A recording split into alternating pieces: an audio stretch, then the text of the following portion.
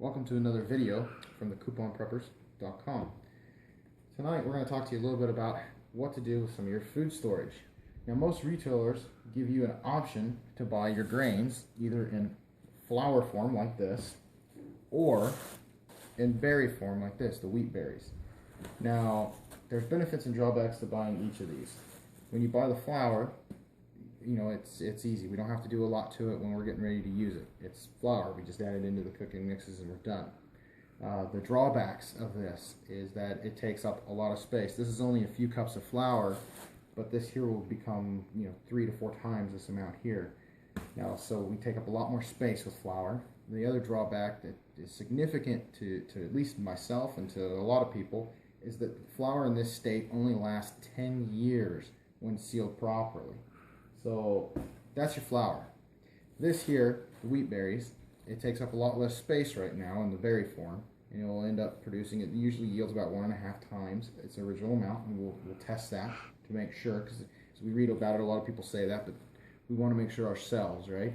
Okay, benefits are that, yeah, it takes up less space. Another benefit is this lasts 30 years when properly stored versus the flour only lasting 10. So to me, this is definitely a more viable option. But the problem is I can't use this. I can't just dump this right into my cookies or dump this into my bread. I got to do something with it. I got to get it into flour form. So a lot of people, for most of us, we don't really go through that process. We don't see that. We buy it in the store as flour. So tonight, what we're going to do is we're going to talk to you and show you how to turn wheat berries into flour. And we're going to go through that process here. Now, we're going to show you 2 different ways. One, electric grain mill. The electric grain mill's for use in your standard day-to-day things, right? Because you have to cycle through all that food storage. How are you going to do it unless you're rotating through those wheat berries on a day-to-day basis? So instead of buying flour at the store, we can buy wheat berries and then continue to rotate our food storage. Okay, the other option is a manual grain mill.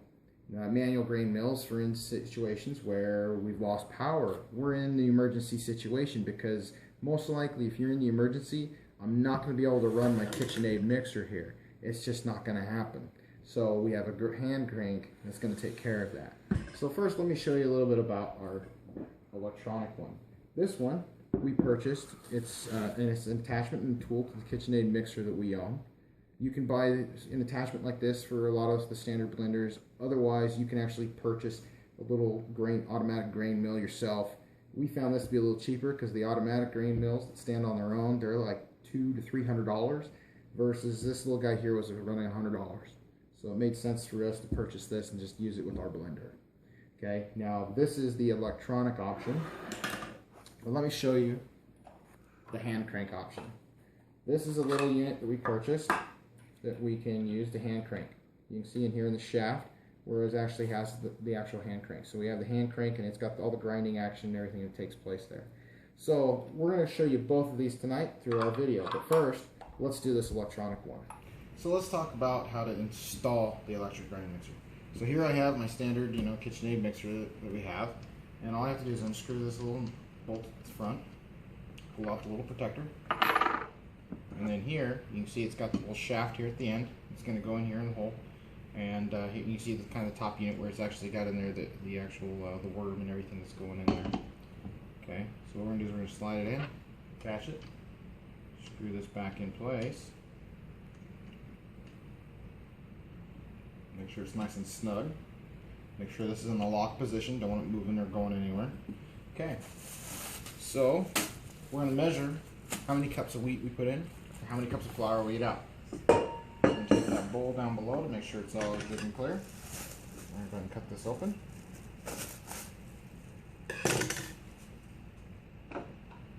Okay. So we're going to start, we're going to do half cup increments.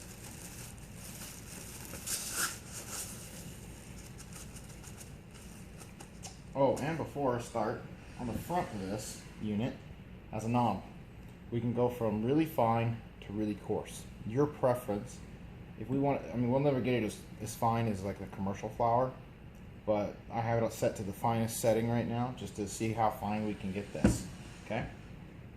So let's take a look. So, half a cup.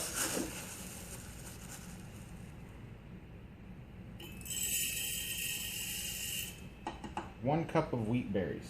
Okay, so with 1 cup of wheat berries, let's see how much flour we actually get out of this. So we have it on. Well, we're just going to come over on the other side. We're going to turn it on.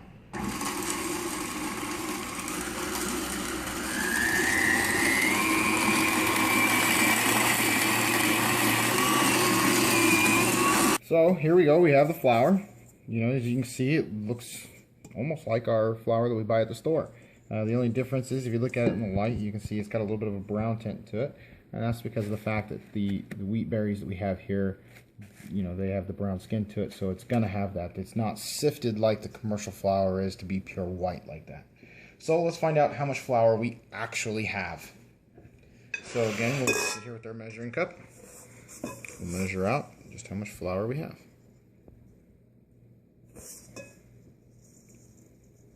Okay, so we got 1/2 cup.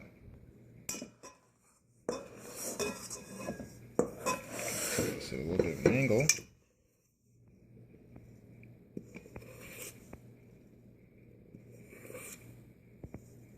Okay, here's 1 cup. Get our little spatula here so we can kind of control how it's coming out.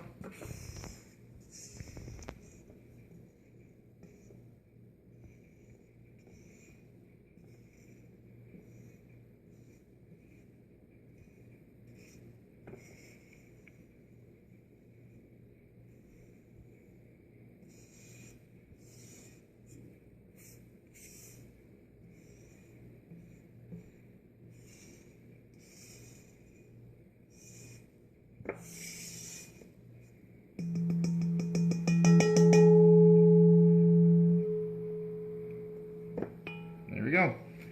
So right at 1.5 cups of flour out of 1 cup of wheat berries. Just like we thought. So that's a good thing. So again, it shows the advantages of storing our wheat berries. The fact that we can store 1.5 cups for every cup in here. So that definitely helps because we're already strapped for space in our homes. You know, we never have enough storage in our homes, so why strap it even more by storing flour that's going to store for less time and take up more space when we can use the wheat berries. It just takes us a few extra minutes, 3 to 4 minutes using the electronic grinder in our normal day-to-day operations. To me, that's well worth the time and well worth the space that I'm saving. So let's talk about doing it with the manual grain mill. Okay, as you can see, I've already attached it here. Just a quick little slide. It's a little adjuster, kind of like a C-clamp. And we just put it here to the side of our countertop. Okay, now a couple things. It's the same exact breakdown. We have the housing where we can pour the berries in through the top. And then here's where it comes out on the front side. Okay, we have our actual crankshaft that we're able to actually turn because we're going to be hand cranking this thing. So a little bit more effort has to be taken than the electronic. Now here we have the movable burr. And then this here is called the worm, okay? And I don't know why they call it the worm, but that's what they call it, okay? So what we do is we just slide that into our housing, okay? And you can see it comes out the back. Ours came with a little spacer here. We slide onto the back. And we slide on our little crankshaft. Make sure it gets on there, okay? And then we screw the bolt on the back. Now, this model here that we purchased, we can adjust the coarseness and the fineness of the grains by just simply turning this knob in the back at the crankshaft. The tighter I turn it, the tighter and the finer it's going to get because there's less space here between the burr and the housing. But if I make it looser, then I can actually, you can see how it's moving out as I do it. So then as I'm cranking, I can get a coarser, you know, until, well, as far as this will take me anyway, so I can get pretty coarse. But I don't want that. I want to keep with the fineness that I had on the electronic mill, so I can use it. So we're going to tighten it all the way up, totally tight, as tight as we can get it. Okay. So now, as you can see, I'm going to have to use a little smaller of a bowl. The bigger bowl just is not going to work. Okay. Now, like we mentioned, one of the cons about the grain berries in the time of an emergency situation is the fact that you actually now have to prep it. So here's a 1/2 cup, okay, of wheat berries. So we know this 1/2 cup is going to increase, you know, just like our 1 cup went from 1 cup to 1.5 cups. This is going to go from 1/2 cup to about 3/4 of a cup. Okay, so we get that filled up. Now this little grain mill is actually kind of nice because it actually comes with a little extender. So if I really wanted to grind a lot until I was dead tired, I can go ahead and I can fill this all the way up and keep going. Now I'm only going to grind the half cup because this does take a while. As the electronic grind mill only took 3 to 4 minutes, let's show you just how long this is going to take to do it. But we filled it with a wheat berry, so now all I do is just grind away. I just sit there and turn. You'll see just how quick it is. It's, you know, just as quick as the other, and I just go to town. So it's as fast as I can grind it. Okay, so that concludes how we converted our wheat berries over into flour using our food storage, keeping up and rotating it consistently. Please join us for future videos at couponpreppers.com.